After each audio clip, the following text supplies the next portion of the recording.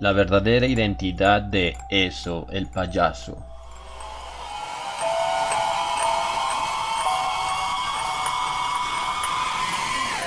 Conocido como Eso, Aquello, Pennywise o el señor Bob Gray, esta criatura maléfica es una entidad de otro mundo, protagonista de la novela homónima, It, de Stephen King. Su característica principal es que es cambiante en su forma y aspectos, puede leer las mentes de sus víctimas y sus miedos. Tiene el gran poder de proyectar las imágenes que desea dar a quien va a capturar. Sus víctimas, generalmente niños, son hallados parcialmente devorados, a lo que se concluye que no se alimenta de los cuerpos en sí, sino del terror y del miedo que los incautos sienten antes de morir. Por tal motivo, tiene predilección a los niños, cuyos miedos son muy sencillos de elaborar.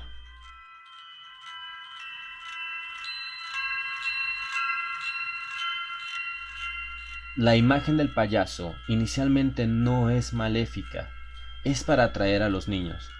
Recordemos que esta novela se desarrolla en primera instancia en 1957, tiempo en el cual los niños tenían gran predilección por los payasos y los circos como un medio de entretenimiento.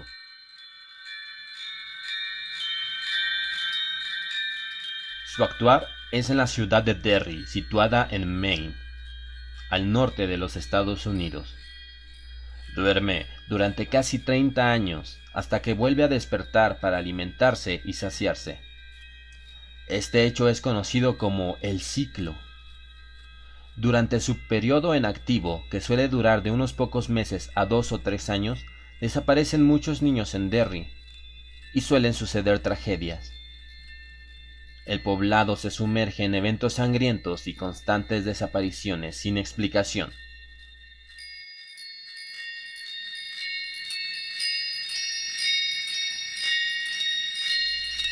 ¿De dónde viene?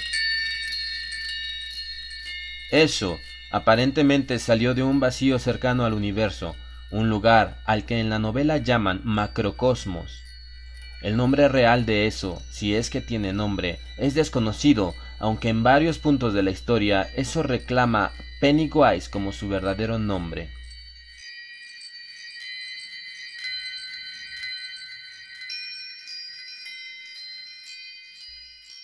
¿Qué dice la novela?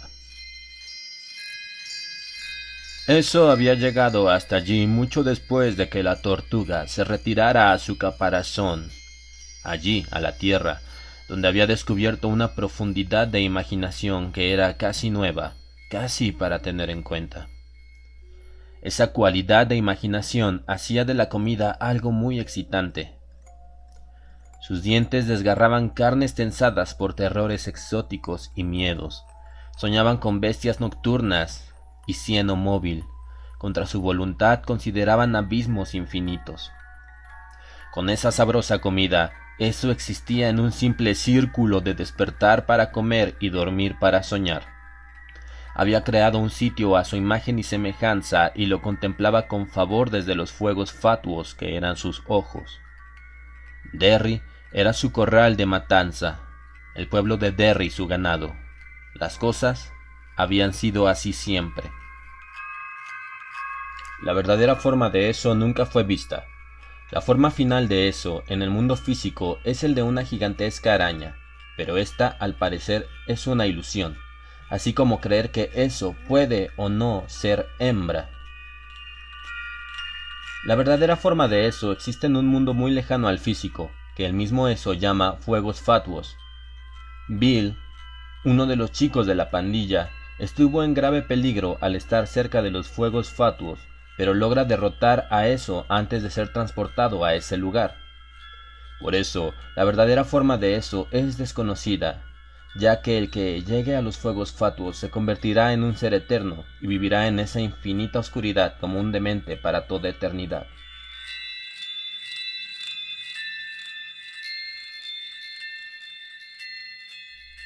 Pero, ¿es en realidad eso un simple payaso? De acuerdo a las palabras de Bill Denbrough, personaje principal de la novela, It podría ser un glamour. El glamour era el nombre gaélico de la criatura que estaba asolando Derry. Otras razas y otras culturas tenían nombres diferentes para designarlo, pero todos significaban lo mismo. Los indios de las llanuras lo llamaban Manitú. A veces tomaba la forma de un puma, un alce o un águila. Esos mismos indios creían que, a veces, el espíritu de un Manitú podía entrar en una persona. En esos casos, ellos podían dar a las nubes la forma de los animales que daban nombre a sus casas. Los himalayos le llamaban Talus o Taelus. Era un ser mágico y maligno que podía leer los pensamientos y asumir la forma de aquello que uno más temía. En Europa Central se le llamaba Eilac, hermano del Burderlac o vampiro. En Francia era Le Loup-garou, el que cambia de piel, concepto torpemente traducido por hombre lobo.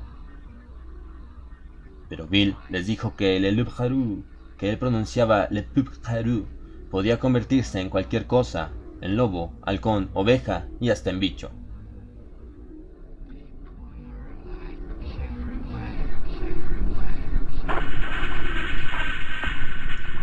Actualmente el concepto de eso encaja en la definición de varias criaturas que tienen en común la transmutación y su esencia plenamente espiritual. El cambiante. En la literatura, un cambiante o cambiaforma, también llamado mimetista o transmutador o metamórfico, es un ser humano o algún otro tipo de criatura que pueden cambiar de forma, generalmente adoptando la forma de otro ser vivo, sea persona o animal. El tema de las personas o criaturas capaces de cambiar de forma ha estado presente incontables veces en la literatura, en la mitología y en el folclore, y se encuentra en prácticamente todas las formas de creación de ficción. En general, se usa el término para designar personas o criaturas que pueden cambiar de forma a voluntad, la mayoría de las veces referido a personas que pueden adaptar la forma de otras personas o de un animal. En este último caso también se usa el término teriantropía.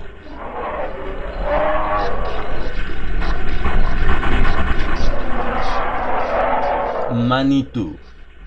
Manitú es una palabra algonquina que significa espíritu. El término Manitú se refiere al concepto de un aspecto de la interconexión y equilibrio de la naturaleza y la vida.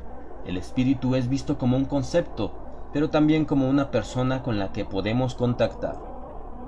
Todo tiene su propio Manitú, cada planta, cada piedra e incluso cada máquina. En las tradiciones chamanísticas, los Manitús o Maniduk o Maniduwak están conectados para conseguir un efecto deseado, como las plantas Manitús para curar o el búfalo Manitú para una buena casa. En la tradición Anishinaabe, Manituwak son un aspecto de la gran conexión.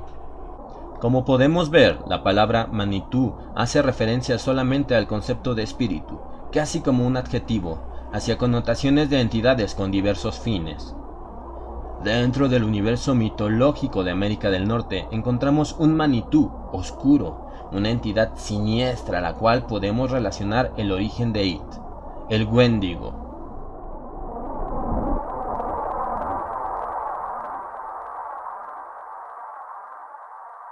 Aunque a menudo se ha relacionado al Wendigo, también conocido como Windigo, Witico, Witiki o Windiboom, con el mito del Sasquatch o el hombre salvaje de los nativos norteamericanos. Este ser es mucho más oscuro y siniestro. El Wendigo es una entidad espiritual y posee la capacidad de materializarse.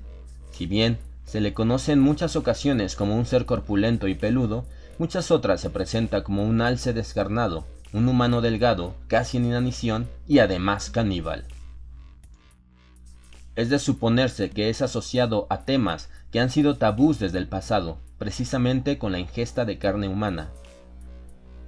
Viéndolo de esta forma, el Wendigo sería muy fácil de explicar si se le da una connotación de monstruo con la capacidad de transformar a las personas en caníbales. La cultura pop se ha encargado de eso, pero es una forma muy burda y simple de comprenderlo.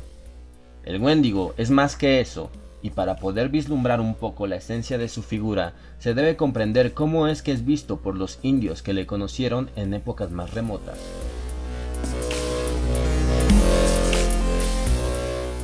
Uno de los principios básicos para la salvaje vida de las tribus amerindias era el compartir y el cuidarse mutuamente, no solo de las inclemencias del tiempo, también de las propias tribus rivales. El Wendigo, al ser un manitú o espíritu de la naturaleza, defiende los bosques y los profundos territorios de la naturaleza virgen. La razón de tal defensa es desconocida, puede ser por formar parte de la misma vida salvaje o por razones más oscuras, preservación de territorio o simple odio hacia los destructores humanos. ¿Y cuál es la forma de atacar a un grupo de personas que basan sus lazos en unión, cuidado y respeto? Es fácil, corrompiéndolos, desequilibrándolos y poniéndolos unos contra otros, a tal grado de comerse a sí mismos. Ese es el verdadero horror del Wendigo. Porque debe saberse que el Wendigo pocas veces incurría a ataques directos a poblados. Él intervenía cuando mataban animales de más, cuando se penetraban bosques desconocidos o cuando se construían campamentos sobre sus propios dominios. Incluso actualmente se identifica como fiebre del Wendigo o fiebre de las cabañas, a una supuesta psicosis inducida por la soledad de parajes portentosos en naturaleza o por el miedo hacia la magnitud monumental de la vida salvaje. Ambas enfermedades se caracterizan por episodios de violencia y de comportamientos reprobables en una circunstancia de supervivencia, como perderse en los bosques a propósito o intentar morder o matar a los compañeros de manera violenta. El Wendigo es una criatura antropomorfa relacionada a las fuerzas de la naturaleza. ¿Acaso, en este mundo, existe aún un sitio para él? En algún bosque remoto, a la orilla de un frío lago, su silueta como viento recorrerá la soledad de los bosques aún. Y lo mejor de todo, ¿alguien de verdad pudo haberlo visto alguna vez? ¿Pudo haberlo vencido? ¿Pudo haber existido en un poblado parecido a Derry? ¿Y cómo fue vencido? De acuerdo a la novela de It. Como podemos ver, esta entidad de América del Norte tiene sus reminiscencias en otras partes del mundo, donde coexistieron con culturas milenarias. Directamente de los Himalayas, conoceremos a continuación el rito con el cual el manitú, Taelus o Wendigo puede ser vencido.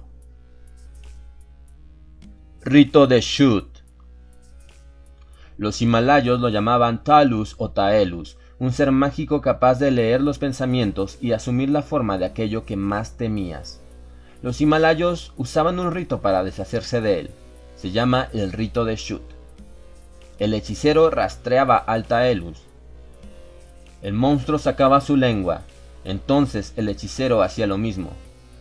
Se superponían las lenguas y los dos mordían con fuerza hasta quedar ojo contra ojo. Entonces empezaban a contar chistes y adivinanzas a través de la mente. Si el humano reía, primero el Taelus lo mataba y lo devoraba. Pero si el Taelus reía primero, se tenía que marchar por 100 años.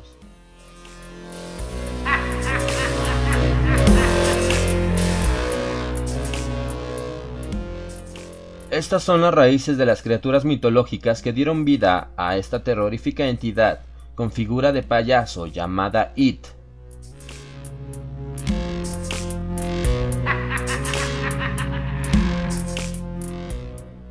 Esto es John Silence, ya lo sabes, danos like, comenta y suscríbete.